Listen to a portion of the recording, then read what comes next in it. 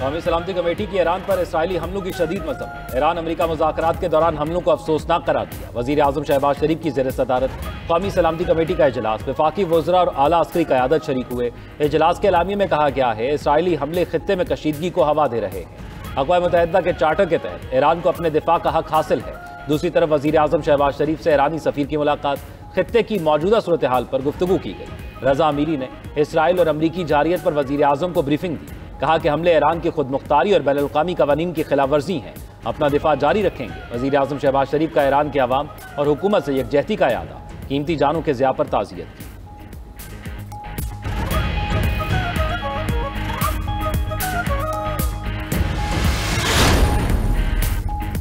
America के बाद Israeli फौज का भी ईरान के फर्दो एटमी प्लांट पर हमला। अरब मीडिया के मुताबिक धमाकों की आवाजें सुनाई दी। प्लांट के मकाम से धुआं उठते देखा गया। इजरायली फौज का ईरान के मुख्तलिफ शहरों पर ताज़ा हमलों में 6 हवाई अड्डों और मुतअद्दिद तैयारों को तबाह करने का दावा। सहूनी फौज का तेहरान में हिलाल अहमर के दफ्तर के करीब भी हमला। वानाक स्क्वार में जोरदार धमाकों से इमारतें लरज उठी। हमले के बाद शुमाली तेहरान में बिजली बंद। ईरानी नशरियाती इदारे के हेडक्वार्टर्स पर भी हमला किया गया। हमलों में मुतअद्दिद अफराद जख्मी होने की इत्तलात। इजरायली फज़ाइया ने ईरान में सियासी कैद खाने को भी निशाना बनाया। ईरानी मीडिया के मुताबिक तेहरान के एवन जेल पर इजराइल के बमबारी के बाद तमाम कैदी महफूज हैं। जेल के कुछ हिस्सों को नुकसान पहुंचा। इजरायली फौजी तर्जुमान का कहना है कि फर्दो न्यूक्लियर साइट की तरफ जाने वाले रास्तों पर भी बमबारी की। इजरायली फोर्सेज ने तेहरान में 100 से ज्यादा बम गिराए। ईरानी पासदारान इनक़िलाब के हेडक्वार्टर्स और सैयद शहदा कोर को भी निशाना बनाया गया।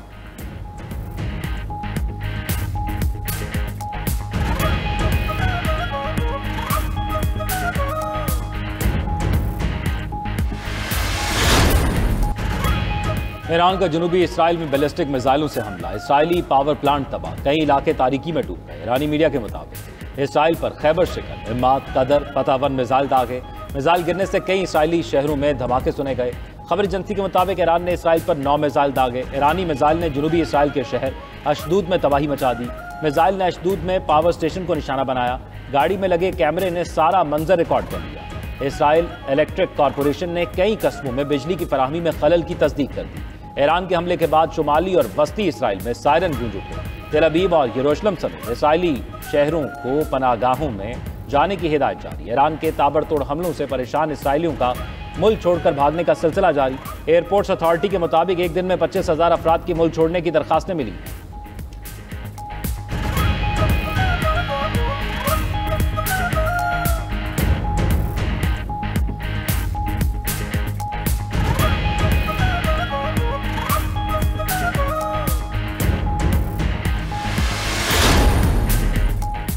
पाकिस्तान, चीन और रूस ईरान में जंग बंदी के लिए मुत्तहद। तीनों ममालिक ने ईरान की सूरत हाल पर सलामती काउंसिल में मुश्तरका करारदाद पेश कर दी। करारदाद में ईरान में फौरी और गैर मशरूत जंग बंदी का मुतालबा, ईरान में कशीदगी कम करने के लिए सफारती कोशिशें तेज करने का भी मुतालबा। तीनों ममालिक ने करारदाद पर सलामती काउंसिल अरकान से हिमायत मांगी। तर्जुमान वजारत खारिजा चीन के मुताबिक करारदाद में शहरियों के तहफ़्फ़ुज़ और बैनुल-अक़वामी क़वानीन के एहतराम पर जोर दिया गया। आलमी अमन के लिए सलामती काउंसिल का मौसर किरदार नागुज़ीर है। उधर अमान के सुल्तान और मुत्तहदा अरब अमारात के सदर के दरमियान राब्ता। अमान ने ईरान पर अमरीकी हमले की शदीद मज़म्मत की।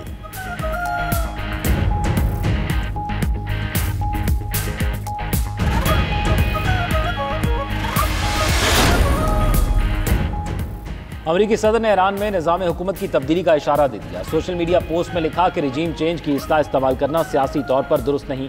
अगर मौजूदा ईरानी हुकूमत नाकाम है तो तब्दीली क्यों नहीं होनी चाहिए।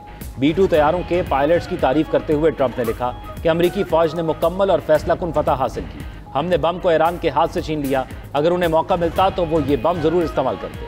अमरीकी सदर और बरतानवी वज़ीर आज़म का टेलीफोनिक राब्ता। ट्रंप ने कहा ईरान के खिलाफ इक़दामात का मकसद खतरात को कम करना था। दोनों रहनुमाओं ने इत्तफाक किया कि ईरान को कभी भी एटमी हथियार नहीं बनाने देंगे। अमरीकी सदर ने कौमी सलामती टीम का इजलास आज बुला लिया। आइंदा की हिकमत अमली पर मुशावरत करेंगे। ट्रंप कल नेटो के सालाना सरबराही इजलास में भी शिरकत करेंगे।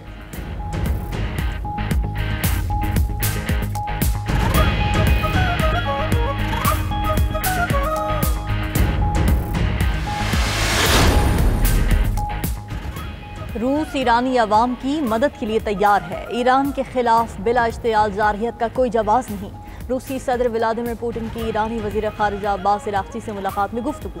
कहा कि ईरानी अवाम की मदद की कोशिश करेंगे। मेरी नेक तमन्ना ईरानी सदर और रहबर आला तक पहुँचाएँ। इस मौके पर ईरानी वजीर खारिजा ने ईरान की हिमायत पर रूसी सदर का शुक्रिया अदा किया।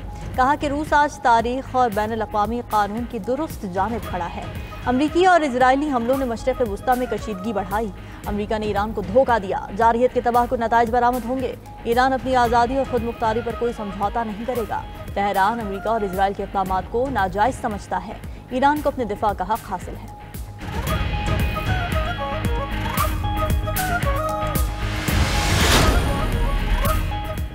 ऑपोजिशन का हुकूमत और पीपल्स पार्टी पर पाकिस्तान के नाम पर सियासत करने का इल्जाम। चेयरमैन पीटीआई बैरिस्टर गौहर का कहना है, हर पाकिस्तानी समझता है कि पाकिस्तान की कामयाबी उसकी कामयाबी है। हमारी दरखास्त है पाकिस्तान के तहफ़्फ़ुज़ पर सियासत ना करें।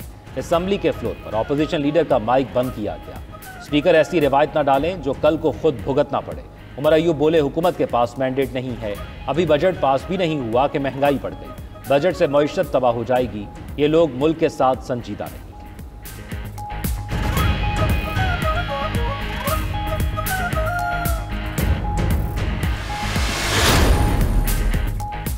असेंबली को खत्म कर सकता हूं और कर भी दूंगा। विफाक चाहता है बजट पास ना हो और इमरजेंसी लगाने का मौका मिले। बानी पीटीआई ने जब हुक्म दिया असेंबली तहलील कर दूंगा। वजीर आला केपी अली अमीन गंडापुर का केपी असेंबली में इजहार ख्याल। कहा कि गवर्नर खैबर पख्तूनख्वा बजट मंजूरी के अमल के खिलाफ साजिश कर रहे हैं। आइन तोड़ने वालों की भूल है कि उनका एहतसाब नहीं होगा। बानी पीटीआई का इख्तियार हमारे पास अमानत है, किसी और को ये इख्तियार इस्तेमाल नहीं करने देंगे। बानी चेयरमैन ने जब हुक्म दिया असेंबली तहलील करने में वक्त नहीं दूंगा।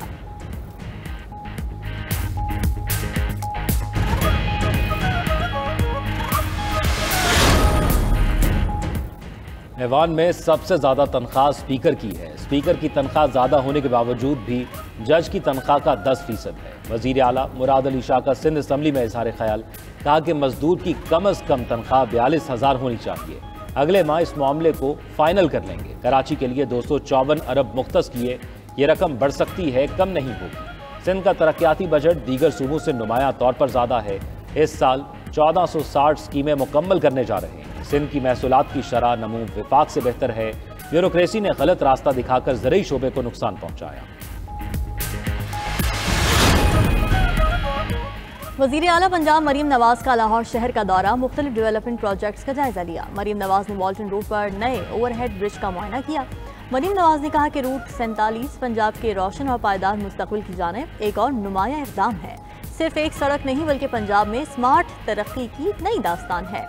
कलमा चौक की वॉल्टन से मिलाने वाला रूट 47 को 1947 की जद्दोजहद आज़ादी से मंसूब किया गया।